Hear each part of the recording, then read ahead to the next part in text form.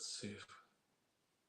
And we are live. Hello everyone, welcome back to another Antwood Movie Mania, and we are live because it is interview time with my special guest today is a professor in creative writing, an award-winning author and a movie novelist. With movie tie-ins with such blockbusters as Halloween Kills and Terrifier 2. So I would like to welcome to the channel Tim Waggoner. Hi everybody, thanks for having me. Yeah, I just said there before we started, I apologise if I seem nervous. I'll try my best not to be. But yeah, look, before we start, I just want to say a big thank you to coming on the channel because it just means a lot to me. I always say this to everyone who comes on, but it means a lot to me when I do message people and they take the time to get back to me and they like to just do a general chit chat and talk about their career. So just want to say a big thank you for coming on the channel. Well, you're welcome, and thanks for asking me. I appreciate being here. Well, no, you're more than welcome. So thank you so much. So my first question of the day is, how is your day going? My day is starting. It's 10 a.m. here, so actually, I've been up for about 5 hours. I woke up at 5 o'clock. I was writing for a while, and then I just got ready for this. I barely got showered and shaved in time to sit down, so I'm doing pretty good so far. So far, so good. And I've just been to a farm with my family to a day out at the farm, going on rides and play a park and feeding all the animals and stuff. So it's the afternoon over here, so most of my day is over. So right, my next question is: at what age did you realise you wanted to be a writer? I was making up stories one way or another all my life, but I was 16 when I read an interview with Stephen King. It was in the back of an old Marvel Comics black and white magazine. I think it was Tomb of Dracula or Dracula Lives or something like that. And it was right after The Shining had come out, and Stephen King was sort of famous, but not gigantically famous yet. So you could find an interview, in the back of a little magazine, comic magazine like that. And for whatever reasons, when I read it, it was the first time that occurred to me that somebody could choose to be a writer. I've been reading all my life. I was really aware that there were people who wrote stories, but it just never occurred to me that I could be one. And so, I walked down the hallway and to talk to my mom, and I said, Mom, I think I might like to be a writer. And without even hesitating, she said, I think you'd make a good one. So I was lucky. Both of my parents are really supportive of me being a writer, as long as I had a proper job, just in case. And it's a good thing I love teaching too. Yeah. The fallback plan, yeah. That's right. Oh, that was good though, that your parents were dead supportive of you doing what you wanted to do. Yeah, it makes a huge difference. I've been teaching for about 35 years, and there are a lot of family members that either worry about their loved one, pursuing the arts, or they feel threatened, like somehow the arts are going to take them away, just emotionally, if nothing else, and time wise. So, but I never had any of that from anybody in my life. So I've been very fortunate that way. Oh, that's good to know. If you can you remember the first story you ever wrote? The very first thing I ever did was when I was a kid, I would read Famous Monsters magazine. And, it was back in the day when there wasn't anything streaming, there wasn't videos you could rent. So you would be lucky to see a movie on TV. You just didn't know when they would come on. And I knew that there was a movie of King Kong versus Godzilla, but I'd never seen it. I'd only seen pictures in magazines. So I decided to make my own version of it. And I took a stenographer's pad, the kind that has a little spiral metal loop at the top. I turned it sideways so that way it would be like a book. And I just drew my version of King Kong versus Godzilla in it. So I don't know if there are any words, but it was a comic story anyway. I don't know how old I was, maybe 8, something like that. In your version of Godzilla and King Kong, who won? I don't remember. Probably King Kong, just because I grew up loving King Kong before I fell in love with Godzilla. So I'd seen more King Kong movies and like cartoons or whatever. So maybe, but maybe it might have been a draw too, because I hate for one monster to win over the other. Right, knowing you had the knack for writing, you went to college and you became a professor. But the years in between of becoming a professor, were you still writing your own stories and were you trying to get published to make a name for yourself? Like in between. Mhm. Yeah, I started writing for publication when I was 18. And, like so many people, I had to just keep writing and writing and writing and racking up the rejections until I got better. No self-publishing back then, at least not the way it is now, where it's a viable, alternative for people. Only traditional publishing. And so I kept doing that, from 18 on. I've never stopped. So yeah, in between, I would still have classes. So I mostly would focus on short stories, but I still, averaged about a novel a year. They weren't really long novels, and they weren't publishable, but they allowed me to learn. So yeah, I just once I started, I just kept going. So like with like you were saying you're doing a novel a year, like how many pages would that like not like an average novel be for you? Well, back then, might have been around 200, 250. Sometimes shorter. I think I did one that was like 180 or something like that. So, not very long novels compared to the market for today. And my novels now tend to be anywhere between like 80 to maybe 120,000 words. All right, oh, okay.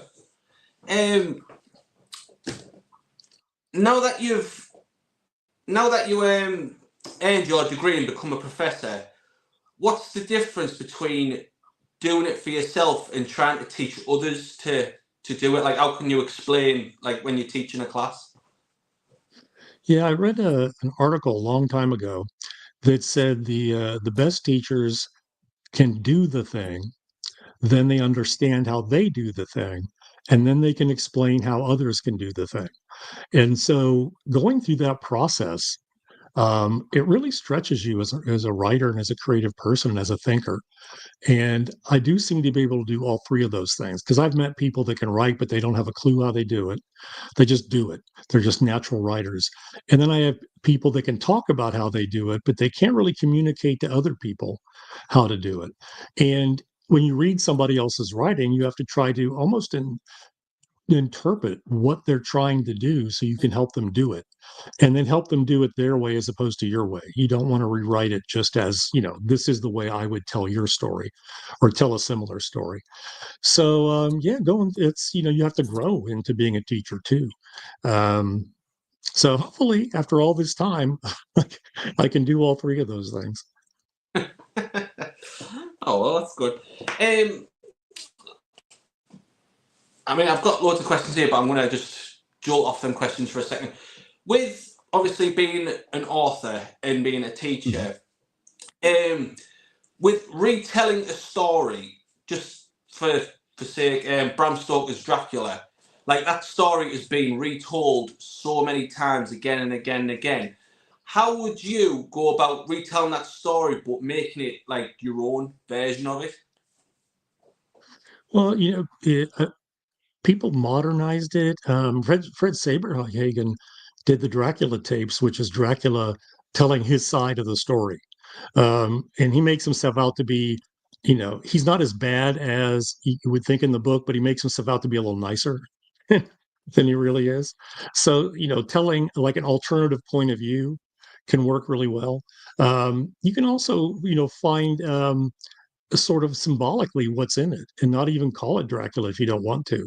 You can make the titular character be, a vampire in a different way. I mean, you could even write it as just a mainstream novel where it's like a sociopath who, feeds on people in a different way.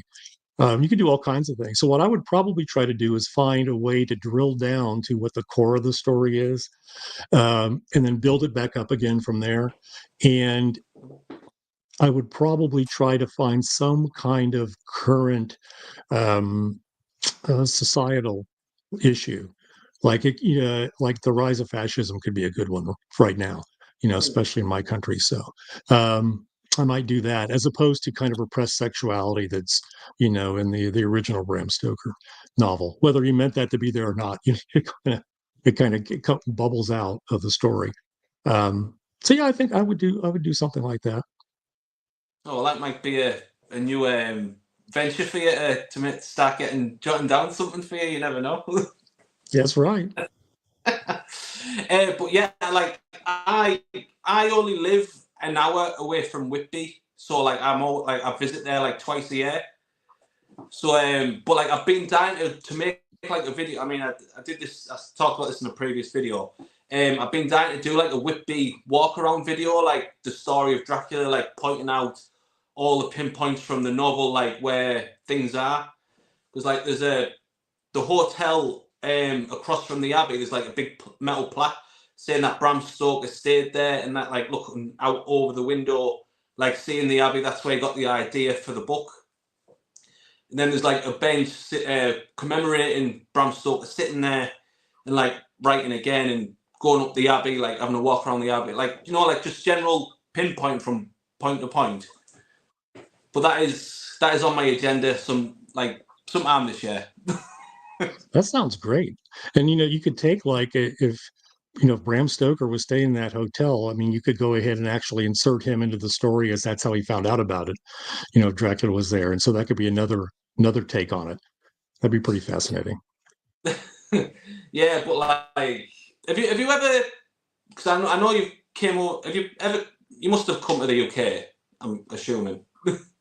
No, haven't yet. Yeah. You've The never, only never. Oh, place yeah, I want to go. I mean, I was all set to go to might have been Stoker Con, whatever it was going to be in the UK, and then COVID hit. And oh, so, yeah, and it ended up becoming like a virtual conference. And I think there might have been they might have done another one just in the UK for UK people. But yeah, I was really upset because I was all set finally to get a chance to go to the oh, UK. But so no. hopefully Yeah. somebody out Well, there from the UK invite me to a conference to do a conference. So I have an excuse. yeah. If you ever get a chance to come over here, try and get yourself to go to Whitby because it's such a nice place, and obviously all the history with Dracula and everything. It's Hmm. really like good to walk around and like.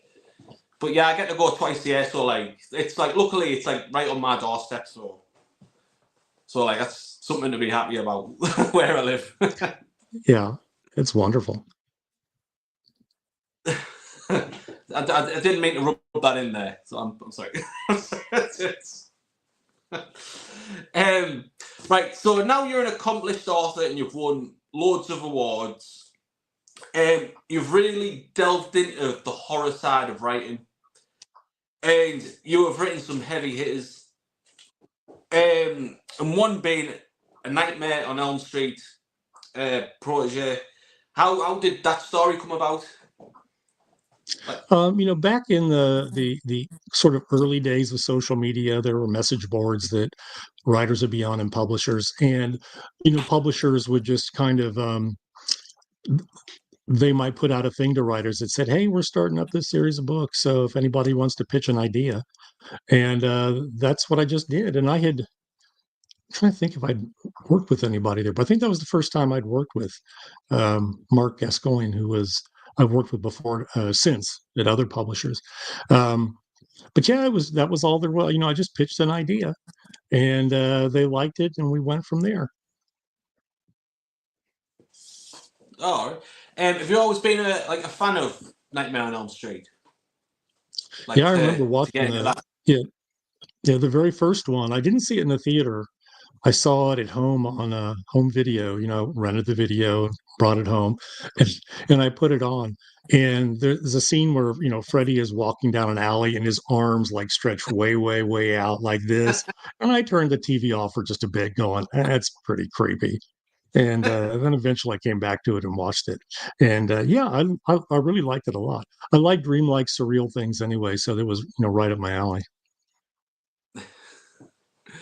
Yeah, I in October I'm going to a horror convention called For the Love of Horror. It's the biggest one in the UK that they do, and they're like most of the horror celebrities going to be there. And the sheriff out of A Nightmare on Elm Street and Scream's going to be there. So Mhm. I'm gonna get my picture. I've paid to get my picture and autograph with him. So I'm looking forward to doing that. So be interesting to like find out a little behind the scenes, if he's got any behind the scenes stories on Nightmare on Elm Street and Scream. So that'll be fun to look into. Yeah, that kind of stuff But is yeah, wonderful most of because you this, get, yeah, that horror yeah. convention is great. Oh, sorry, sorry, go on, No, Glenn. that's okay. I was just saying that, being able to meet people like that's wonderful and talk to them. It's one of the things I like about, media conventions when they have people, there, especially people that you'd think in a million years you never get a chance to talk to. So, yeah, it's a wonderful opportunity.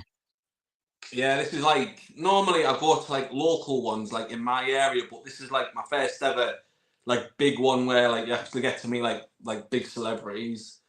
But Mhm. it's mostly gonna be like Scream. Like they've got a lot of Scream people going this year, so like I'm a big Scream fan, so I'm really looking forward to it as well. So, It but they've sounds like got a lot of fun. they've got Nick Castle as well. He's gonna be there, so that's I've got a lot of things to get signed. It's costing me an arm and a leg, but so it's going to be worth it. Well, yeah, I mean, how often do you get a chance to do something like that? So it is worth Yeah, it. yeah. I've been thinking like once I get it signed and my picture and everything, like if I ever go again and then people are turning back up, then I don't have to go see them because I've already been to see them. I can just pay for something else, Right. so it won't cost as much.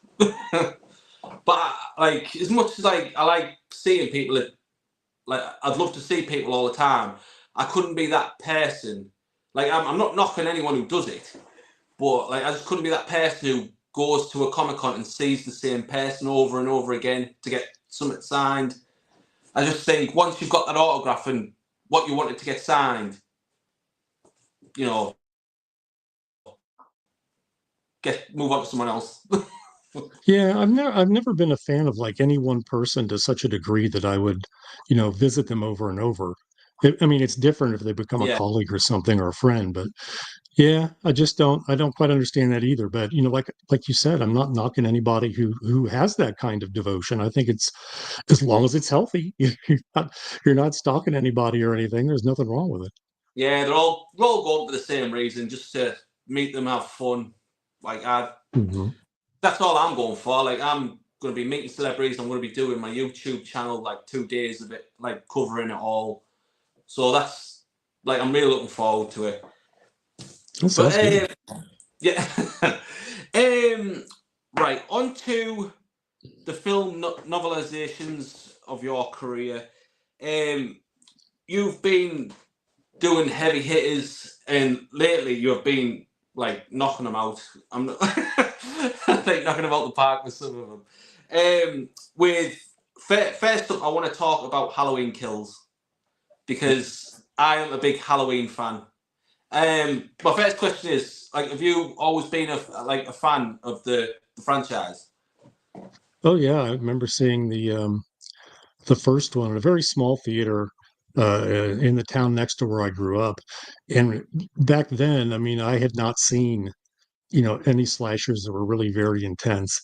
And that was the movie where, I really learned to appreciate that. And plus, I went with my sister's boyfriend at the time, who was a friend of mine.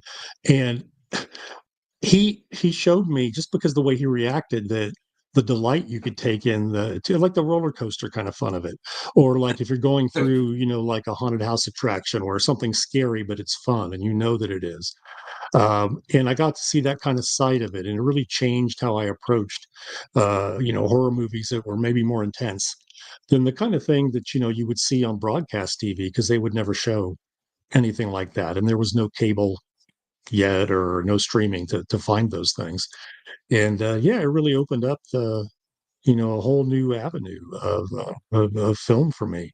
And so it was it was a dream come true when I got asked to do the novelization.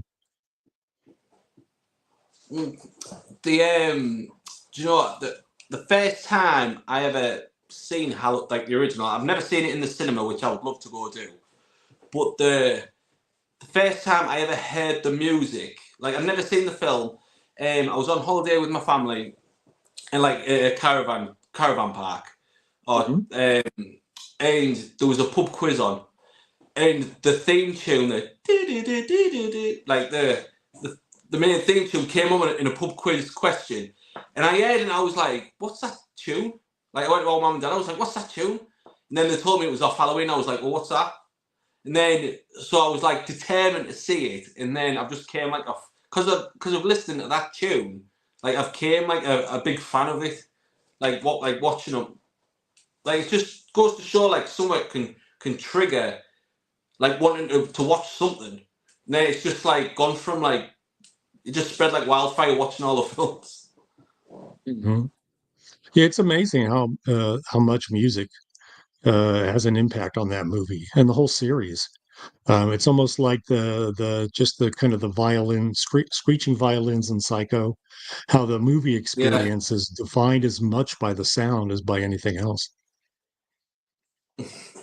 Yeah, in your opinion, like for me personally, I always say like I made a video on this like a few years ago. The music in the film makes the film. If they don't have that music, it's dead in the water. Like there's nothing to it. Would you agree? Like the soundtrack makes that the film. Yeah, I think it certainly, enhances it to a huge degree. And without it, I mean, all you'd have to do is watch it with the sound off. And, most horror movies, it's one of the things I did when because I have two daughters, they're 30 and 25 now, but when they were little and they wanted to watch kind of a scary cartoon, I quickly figured out that if I just muted, a lot of times the music is the stuff that would scare them the most because it would tell them something scary is coming. And you just turn that off or turn it down enough and it didn't have the same effect on them. So yeah, I think sound is hugely underrated in terms of what people think of. It creates, scary cinema. No, I was just thinking. Obviously, if you turn the sound off, then you wouldn't hear Michael breathing in the background, ready to attack. So you wouldn't know like what to expect when he's about to do it. You know. Yeah, he might look kind of comical the way he just kind of walks around sort of like a robot without any of the sounds. Because the breathing definitely, makes him very creepy, especially when it's like from his point of view, we're seeing through the Mm. mask. And sometimes they'll do when he suddenly appears, they do this weird kind of, it's kind of like almost like a steam whistle a little bit, or just a musical sting when he comes out, and you wouldn't have that. So yeah, I think it would, sound makes a huge difference. If you were from Halloween, right? Oh, I've got a question for you. Like, this isn't on my Mhm. question, but I'm going to ask you this question. If Halloween '78 came out when it did, and none of the others through the entire franchise up to Halloween Ends came out, like none of them ever existed, would Halloween still remain as a classic and iconic film as everyone remembers, or would it just be a standalone horror film set in the '70s and like no one would think about it? Remembering how people reacted to it at the time and how critics reacted to it, I think it would still be a classic. I don't know if we'd have as many people that still dress up, like Michael for Halloween at this point. But I still think we would have some. So yeah, I think if the Friday the 13th movies came out and they were still a series, that Jason might have eclipsed Michael. Because for a while there he did before they started making some, the later sequels. But Mm, yeah, I think it would still be an iconic movie. Certainly, horror folk would know all about it. They'd be all yeah. over it and talking about, oh well, the very best one is Halloween. Yeah, probably the die-hard horror fans would like still go on about it, but the general casual audience would be like, "But what's Halloween? What's that about?" Like they wouldn't know. They wouldn't like really like Right. delve into it, would they? But Yeah, that unless that it is, became like holiday viewing, like they would show it every Halloween on TV or cable or whatever. So if it became kind of like a holiday staple, then maybe everybody would still know of it. mm. So how did you hear about Halloween Kills, like who approached you to write the novel? Like how does it work? I had written it came out from Titan Books, and I had written several original adventures of Sam and Dean from Supernatural for them. And then they'd asked me to do several other novelizations for them. I did one for Resident Evil, the final chapter, I think it was called. And then I did Triple X, The Return of Xander Cage, and Kingsman: The Golden Circle. And so Halloween Kills was my fourth one for them. And I was just so delighted and shocked actually when I got the invitation, because the person who did the one before it was a writer named John Passarella, and I just thought maybe they'd have him do all of Yeah. them. But instead, they had different people do each one, and I was lucky enough to get Halloween Kills. Oh, oh. So did you get to see, like, so I don't know how this goes. Did you get to see the film first, or do you just get the script and have to go off expanding off the script, or do you get to see the film? Like, how did it go?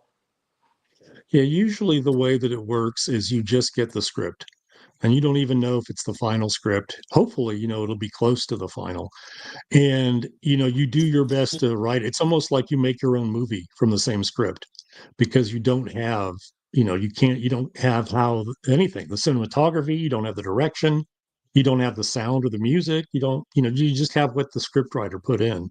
And some script writers will put in more detail and others not so much, so you just go by what there is. um, they don't give you anything else usually, and so you kind of scour the internet looking for any kind of publicity photos that they put out. If anybody is like on set has videotaped something on the sly and posted it somewhere, you can see that, and just do your best to put it together. It helps that it's a sequel, because I already had seen performances of the various characters, and and because I knew the franchise overall really well, that helped a lot too. um, for the last few movie novelizations I've done, they've been for movies that were already out, and so I was able to see the movie. I'd already seen the movies anyway, but I was able to watch them again as I wrote, which is a very different experience. All right. So so everything you wrote in the book, like everything you'd written down, then you'd seen the film. When you're character building, did much of that get caught out of the film? Yeah, the thing that I have noticed in all the scripts I've seen is that, well, I shouldn't say all of them, because Ty West doesn't do this, and Damien Leone didn't do this either. But the other scripts that I've seen is that the script writer, all the stuff that people complain that aren't in the movies, it's in the script. They all have character arcs. They all have relationships with people. They're much fuller stories, and that's the stuff that always gets cut because at least the scripts that I've novelized, most of them are action adventure, have an action component, Mm. and so depending on how they create the action scene, it takes up so much time, and they have to Yeah. leave something out. And so they'll leave out, oh, Xander Cage has this relationship with somebody that he has to leave to go on the adventure. It's like, Oh. you can cut that right out. But it's good because you can put it in the novel. So that part's nice.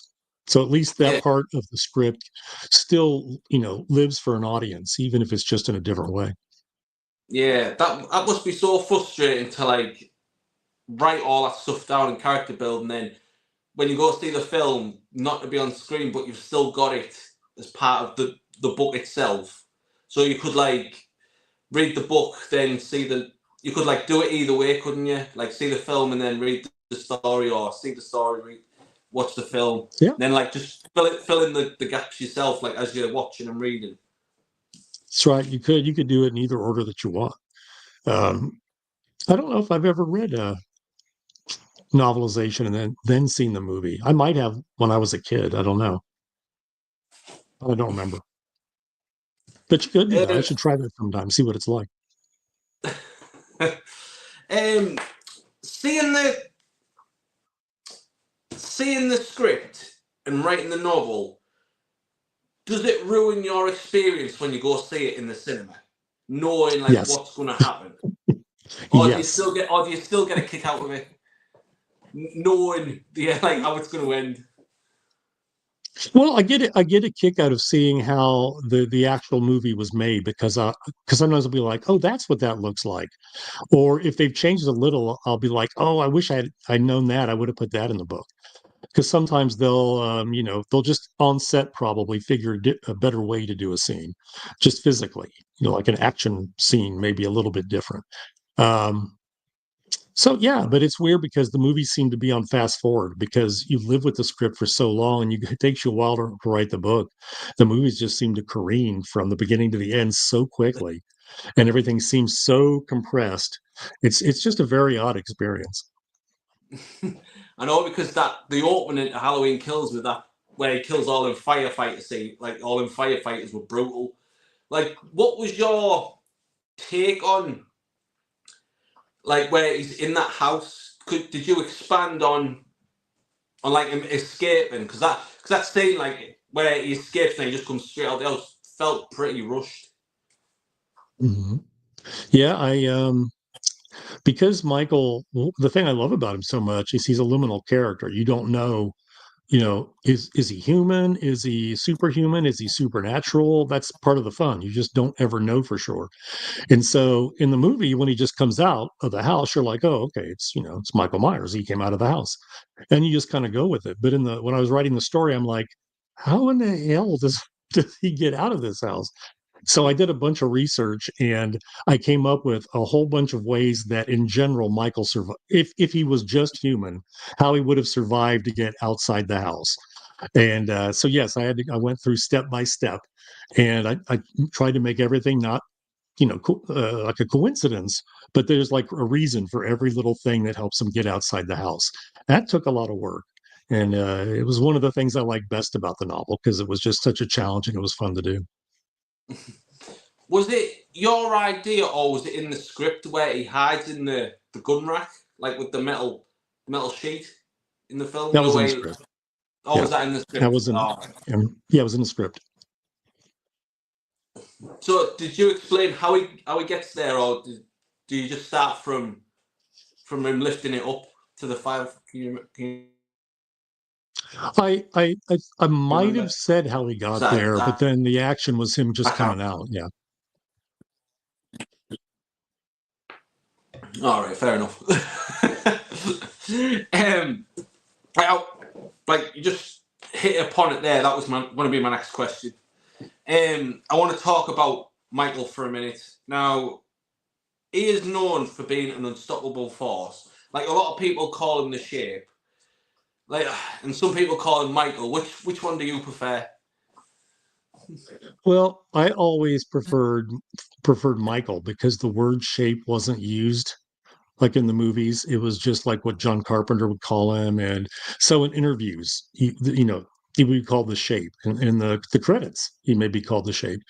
But one of the things when I went back and took a look at various novelizations of the Halloween movies, he was referred to the Shape in those, and so I used that in the book. Because of that, I wanted my book to just kind of be, even if it wasn't in the same continuity, I wanted it to be the same style as the other ones.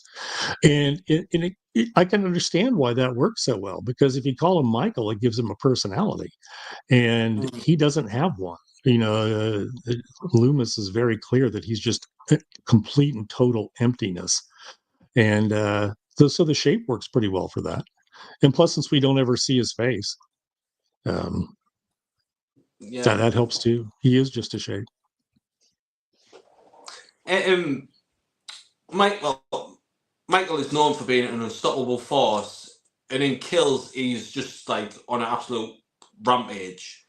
But since he doesn't talk, how far as a writer could you go into his mind, like what he's thinking, without going too far and thinking, "Oh, this is just going to be too daft and like too many thoughts," considering he doesn't speak. Yeah, I didn't use any like actual thoughts that were worded like an internal dialogue. I didn't do that. I tried to keep him just reacting to what was going on in front of him. And I tried to think of him like I would write like an animal, like a shark. Um, And that worked pretty well, I think. People seem to think it worked pretty good.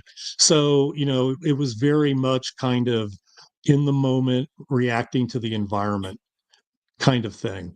But he's also got something that's driving him to kill people, because he could just like stare at a wall, all the time and be inside his mind. There's something in him that makes him go around and kill people. And even though some of the movies in the overall franchise over the years have tried to at least hint at a reason why, um, ultimately that's one of the things that makes him unknowable too. Makes him scary. You don't know why he's doing it. Yeah, I mean, that's another good thing about it. Like, you can just the endless possibilities of like what's making him tick. Like, it's just like an endless conversation, isn't it? Like, of all the ways he could be doing it.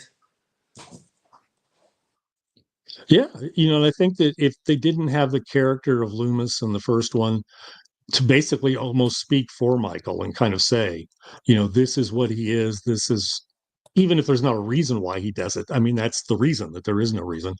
Um, and to see how like fearful Loomis is. I mean, Donald Pleasance does such a good job of just being, terrified and really concerned about all the people in the town. I mean, he builds Michael to be such a threat, like a gigantic threat. If you didn't have him in the movie, you just have this guy in a mask walking around, really.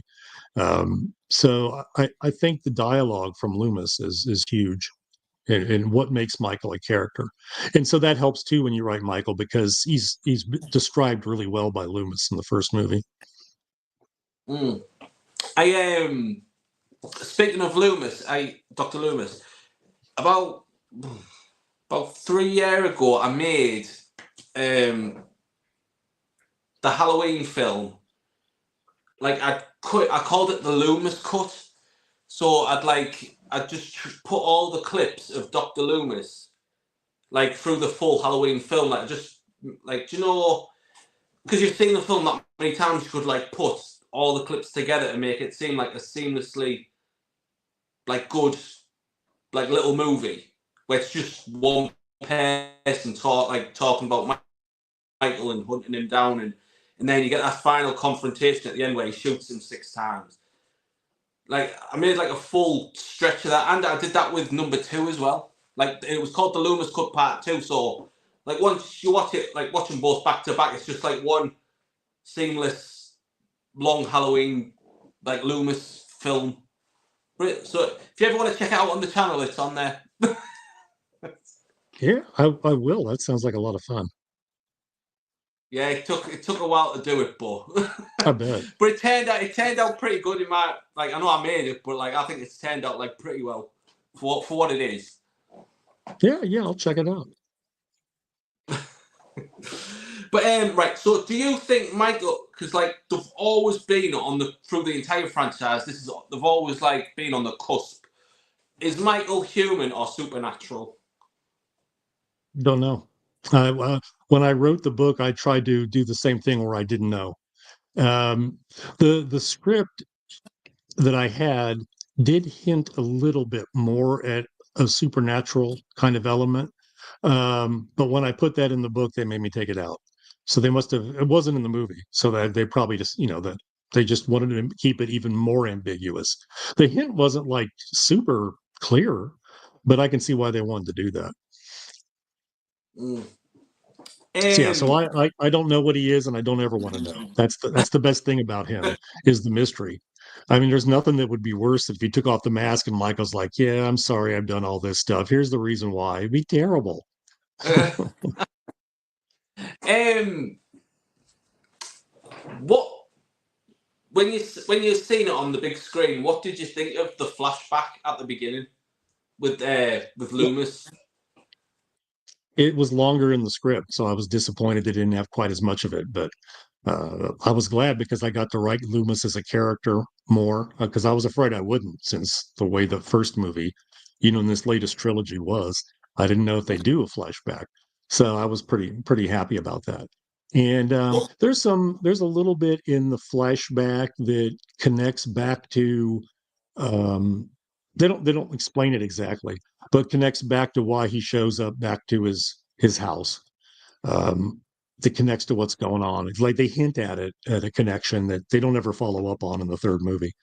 Um, so I mean, there was I was disappointed that that wasn't there, but turned out not to matter since they didn't, Mm. didn't follow up on it. It So was just there was something about him looking out the window of his house and what he saw out there. And one of the characters looks out there and is like, "Oh, that's what he sees," and then he kills her, I believe. And so we don't ever understand what it is that he's looking out there. And I was like, "Oh, this is a mystery for the third movie. Maybe it's going to, show us something." But yeah, it's just like something they abandoned. So I don't know what it was. yeah, it felt like they threw that story in where he was looking out the window, and then they did it at the end, and then it just like they were trying to do something, and then they just never went with it in the third film. Like there was, I don't know, I was a bit frustrated. Like why, like bring that Hmm. story in the flashback scene, and then right at the end of the film, and then not like expand on it like in the third one, which was a bit mind baffling. That Yeah. I think the original plan was just to do the two movies, and then the first one made enough money they decided to do a third because the first two take place in the same night. So I don't know. I really don't know. So I was a little disappointed by that part mm. So when I what? saw the movie. So what in the script um actually got like in the flashback scene? Because obviously you said it was much longer. What actually got cut? Like from what we don't see on the screen. Just some. It's really nothing super exciting. It's just Michael making his way to his house and or heading that way, and I think the sheriff, who he's not a sheriff then, he's a younger police officer. A little bit more about him, just kind of looking for Michael and seeing Michael. Um, and at this point, to be honest, it's a little hard to remember whether I made that part up or whether it was in the script, because movie scripts are so Yeah. short. You have to add a whole lot when you write a novel. So sometimes what I would do is expand scenes that were already there. Other times I just make up new scenes to fill in the gaps that, weren't necessarily covered. Um, now I wish I'd made up something that was in that window. If I'd known that they were going to follow up on the window, I'd have made up something that he saw out there. Do you know what? With Halloween, like the first one in the trilogy, the 2018 one, Mhm. they filmed an alternate ending where Laurie and Michael are on that front having a final fight. And then obviously they reshot the ending and it's the ending that we got where he gets trapped in the in the basement and then they blow up the house. Did you ever get to see that alternate cut? Nope. And that wasn't in the script I saw either.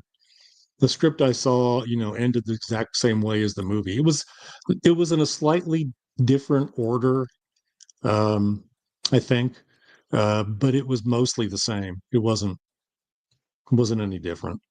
Um, I think that they didn't explain really well, like how he knew Laurie's number in the script. Because I remember reading, going, "How the hell does he know where she's at right now to give her a call?" And then I think maybe in the movie or that it was the daughter's cell phone and it had, or maybe that's something I made up. I don't know that it had her in there as a contact. Uh, but yeah, it was I didn't get the alternate ending where they had a fight. I would have liked to have at least read that, or if they Mm. filmed it, and they put it on as a special feature on something, I would have liked to have seen it. I'll have to look and see if it's somewhere on YouTube. Yeah, like I've seen people like because they showed it in the trailers, like them showing Oh having yeah. that the final showdown. Because I think that's what got everyone like really excited about it. And then they cut it, and then they made that different ending. But like someone has like they are like little clips of like showing them like in slow motion, like them few bits, and like there's like a couple of stills of the alternate cut. But you'd think when they brought out Halloween Ends, and then they brought it out on the box, like the big box set, like on 4K or whatever, you think they would have at least added that on just to give the fans that end, like, you know, that alternate cut, like to just be satisfied with what they actually filmed instead of just leaving it like out there for no one to see. Yeah, I don't know if this is the case, but I've heard sometimes those scenes they may film them, but they don't have like the sound and they don't have like there's no music. They're so unfinished that they are reluctant to put them on special features.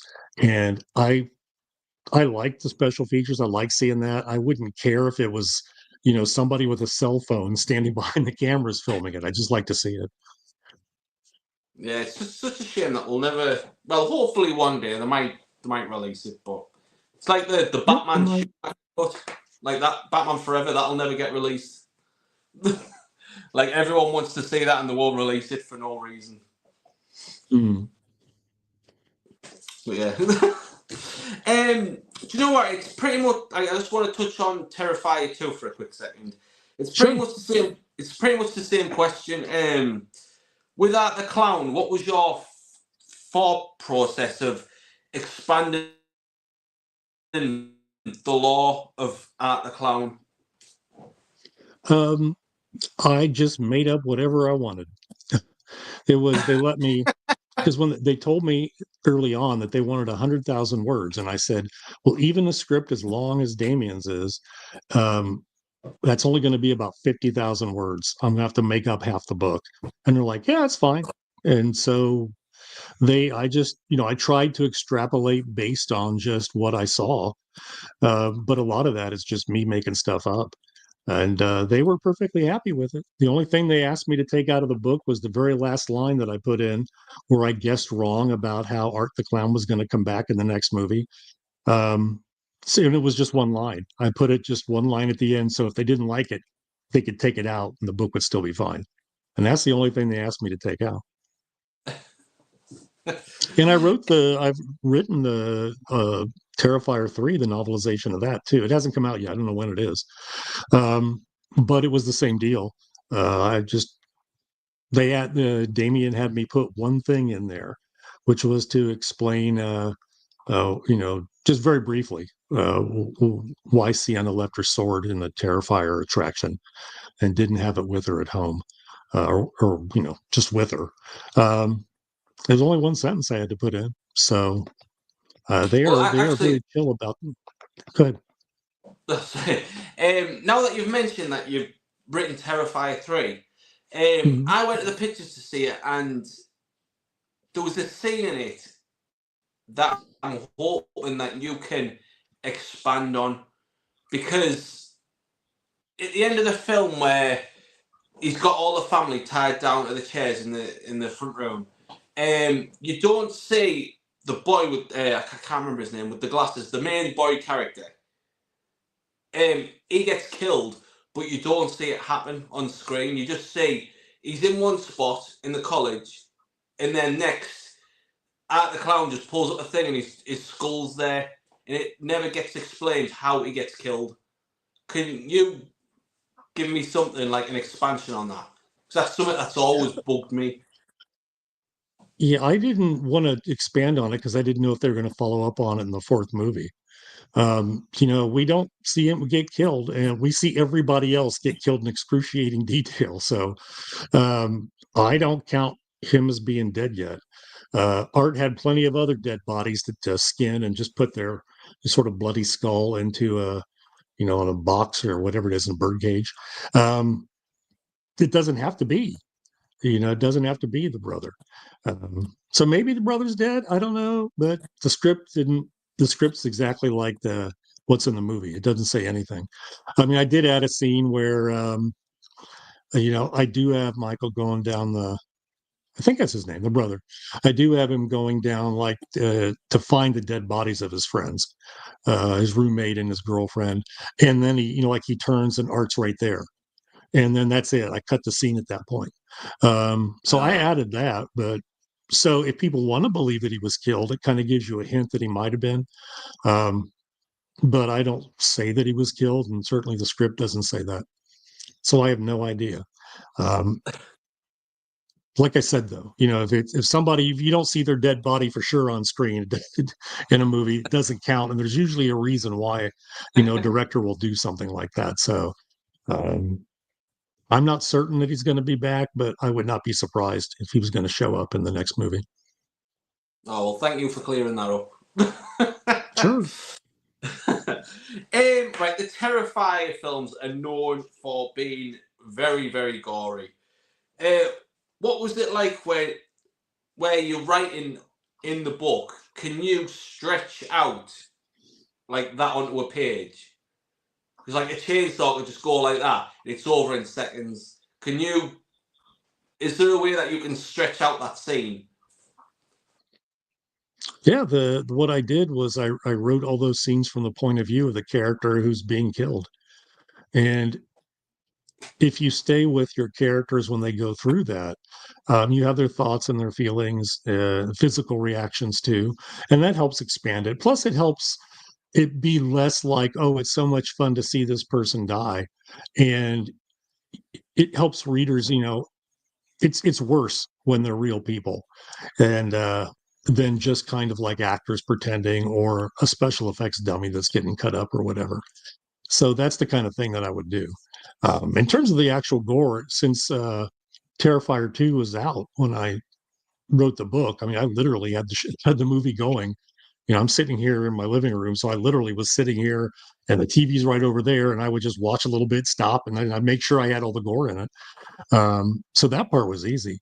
Terrifier 3, when I wrote it the first time, the movie was not out yet, and it just came out before I gave sent my rough draft to the editor. So I Oh, ran to go see it, and then I came home, wrote some notes, and then over the weekend I added in as much as I could for the movie. Like I changed people's outfits, and I might have, if there was something in the movie that wasn't in the script that could fit, I would go ahead and add it in. So for that one, the kill scenes, I did not have uh, all the gore, but the script. I mean, since Damien wrote the script, it's a blueprint for him and how he's going to put the scenes together. So he does write. He doesn't say something like, "And then Art kills this person." He has it in more detail, step by step, which helps a lot.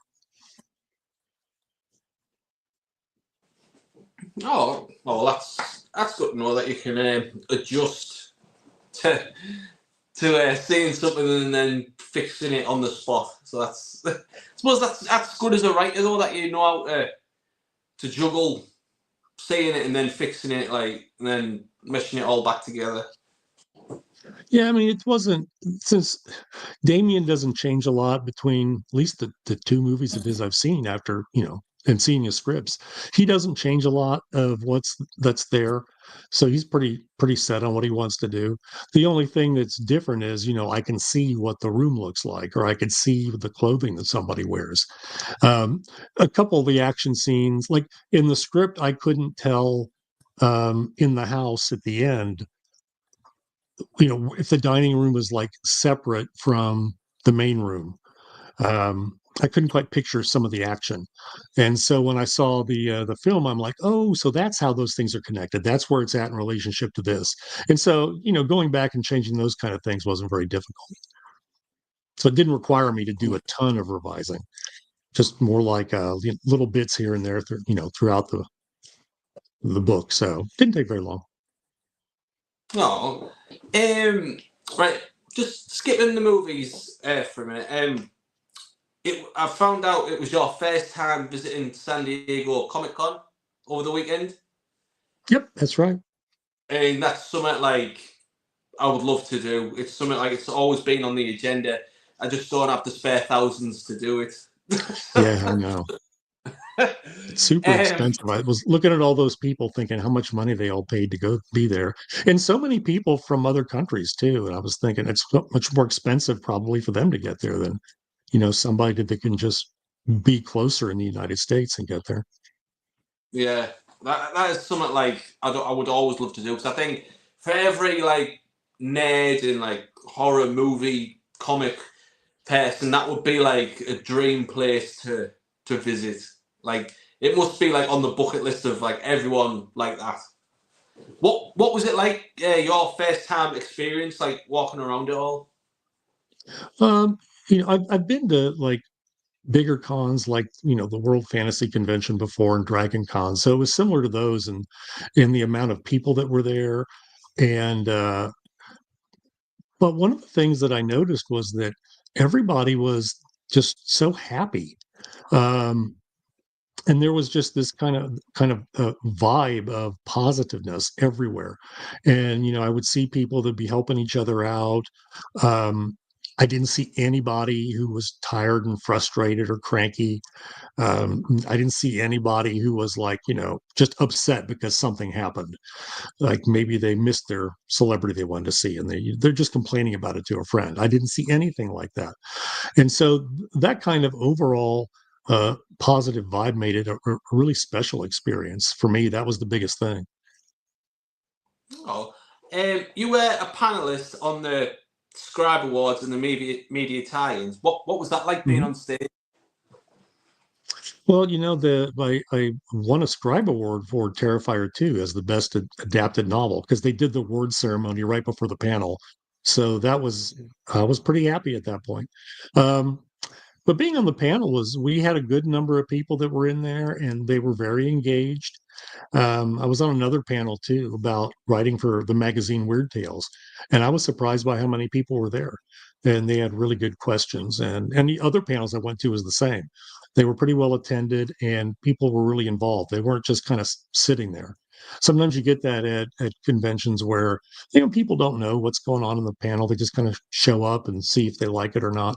But everybody seemed very, very involved and very focused too at Comic Con. Like they really knew what they wanted to do, or if they didn't have a plan, they were just taking it all in and just enjoying it. But the panel was a lot of fun, and there were some. I knew the writers there. Met like one new writer, and other people were people I reunited with after I haven't seen for a long time.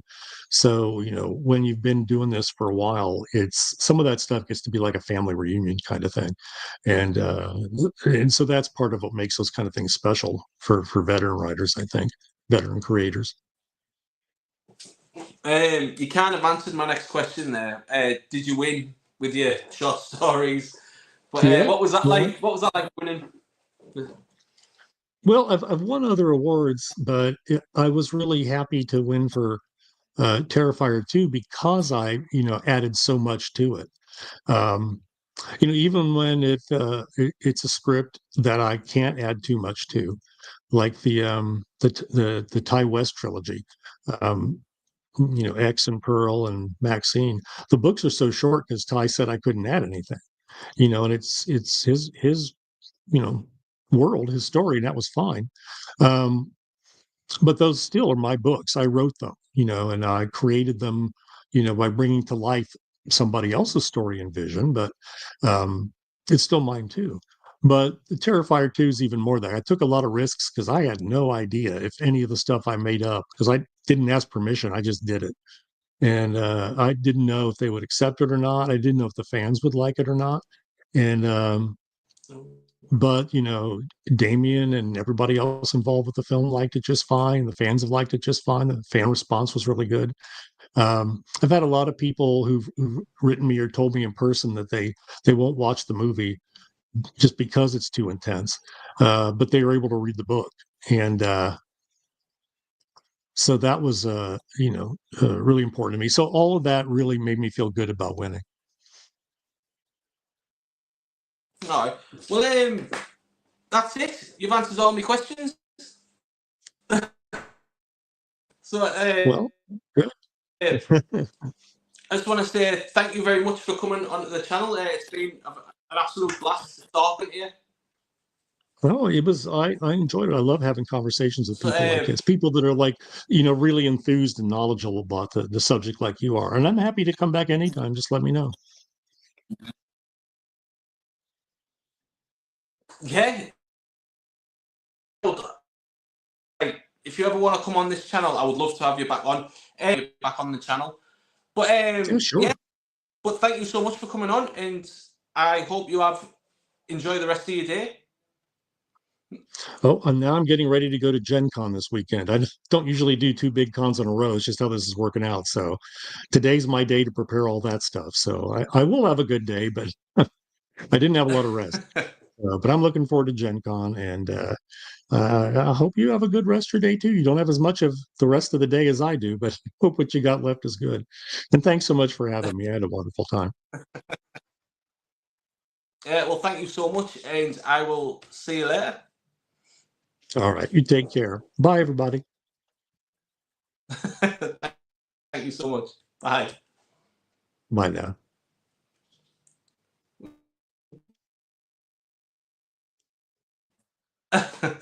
Stream. Oh, no, and he's gone. And that's it. I've had an amazing time talking to Tim Waggoner about Halloween Kills and Terrifier 2 and everything about that. As always, please, I'm at Movie Mania. Expect more celebrity guests coming up. As always, please leave a like, comments, please subscribe. I'm at Movie Mania, and I will see you in the next one. See you later.